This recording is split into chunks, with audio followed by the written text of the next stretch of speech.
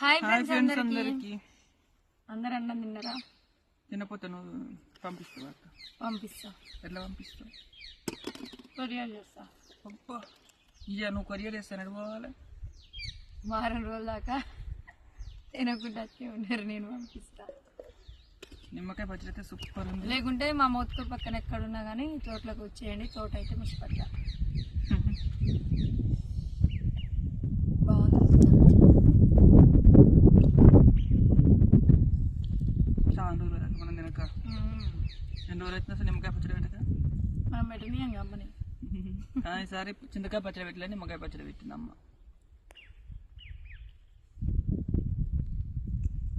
ఉప్మాల బాగుంటుంది. చేసుకుందాం పట్ల మరి రోజు.